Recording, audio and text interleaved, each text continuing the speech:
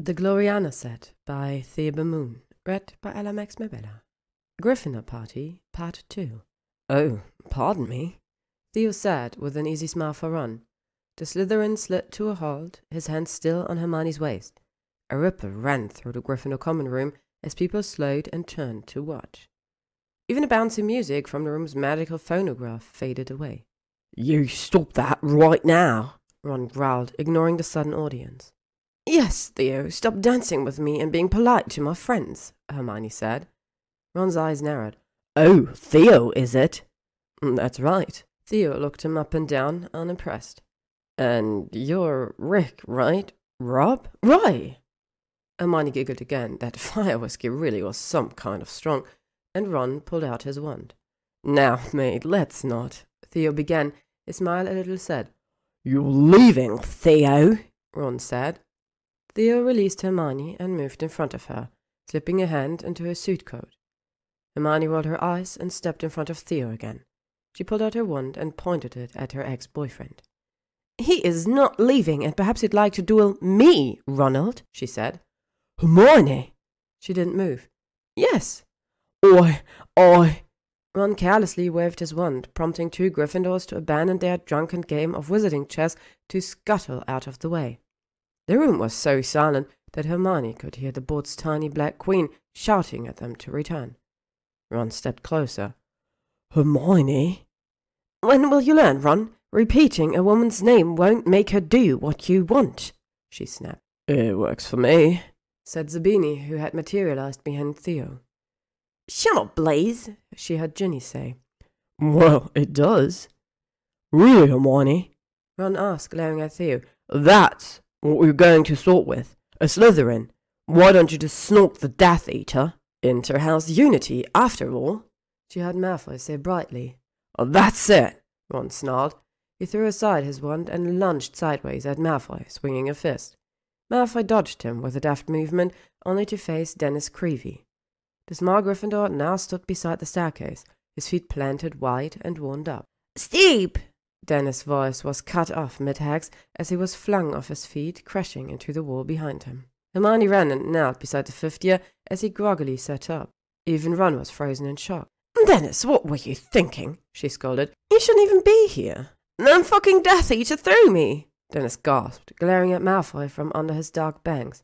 "Nonsense," Hermione said. "He didn't even have his wand out. Can you move your arms?" "Well, something." "All right, everybody, that's enough," Ginny shouted, sounding eerily like Molly Weasley. "Ron, Dennis, Malfoy, all three of you will behave or you'll leave this party now." Dennis stood up, pulling his arm from Hermione's grasp.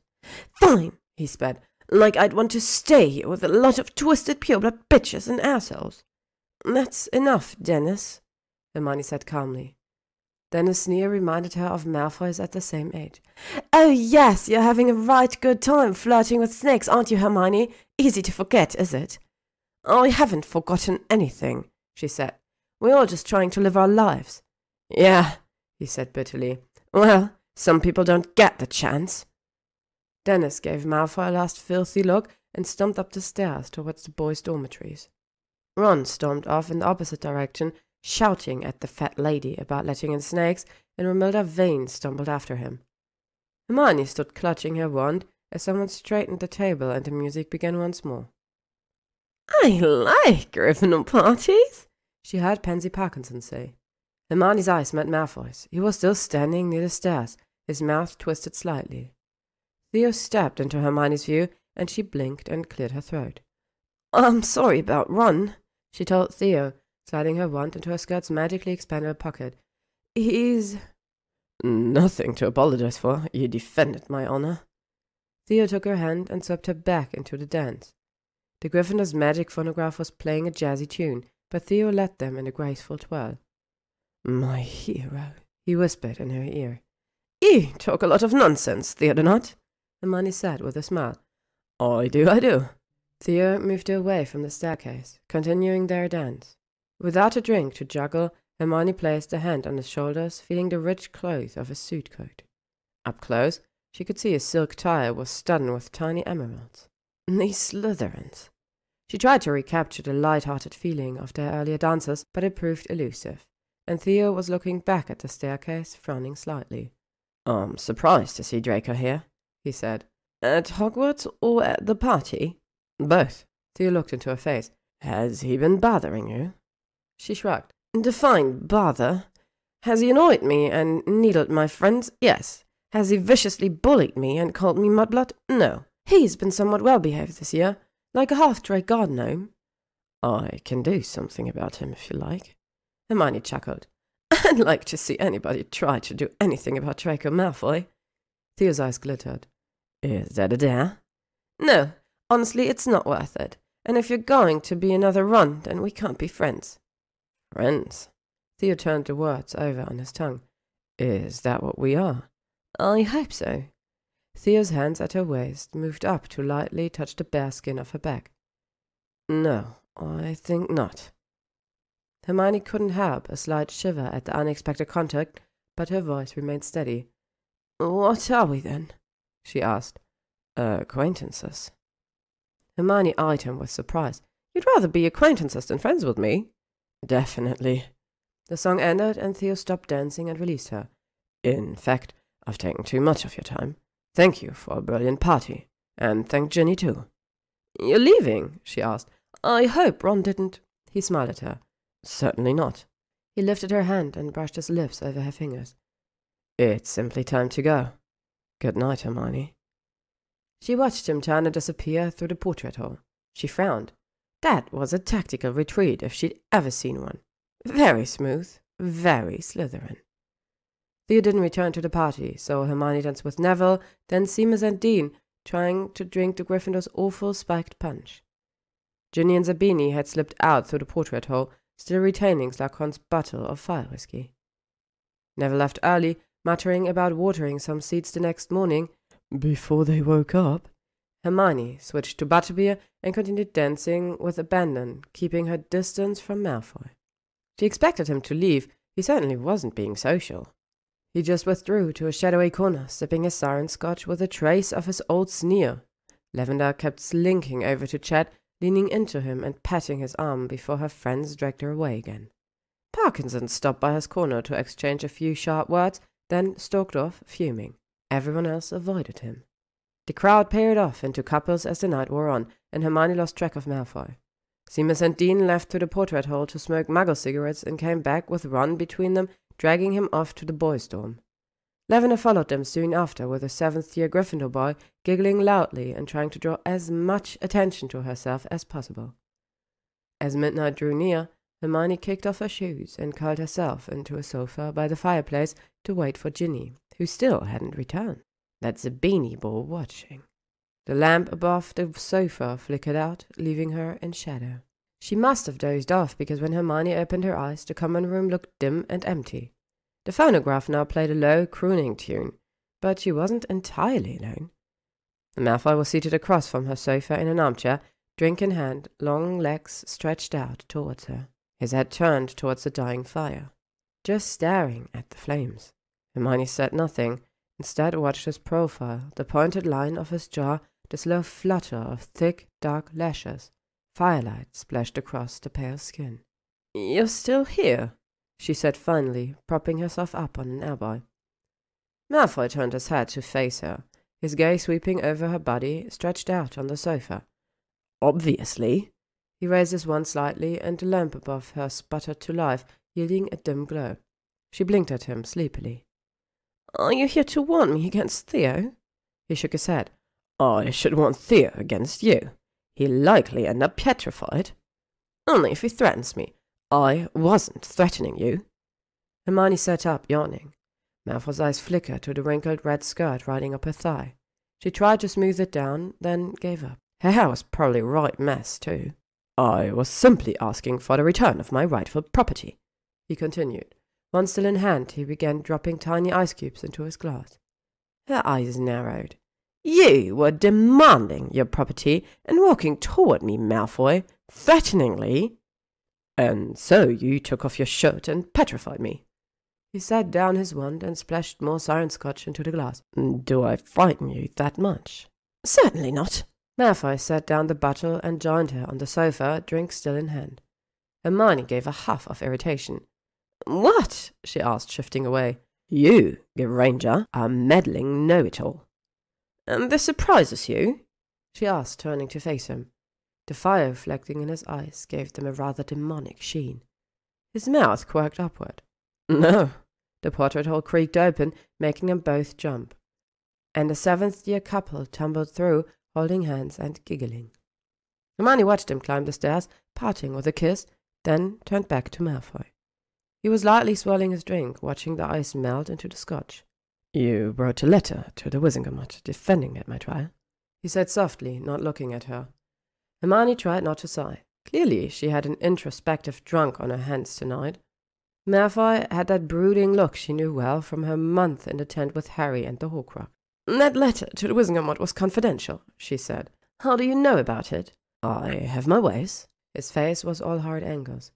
You were quite eloquent, Granger, especially the bit about how mercy wouldn't corrupt the wizarding world, but help redeem it.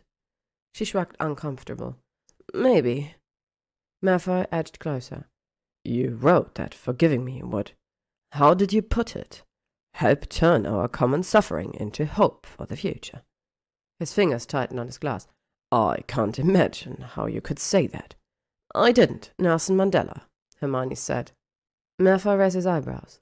A South African Muggle statesman spoke out against prejudice and racism. He wrote, Our human compassion binds us, the one to the other, not in pity or patronizingly, but as human beings who have learned how to turn our common suffering into hope for the future. I included that quote in my letter. Malfoy shook his head in disbelief, his wide blonde fringe falling into his eyes.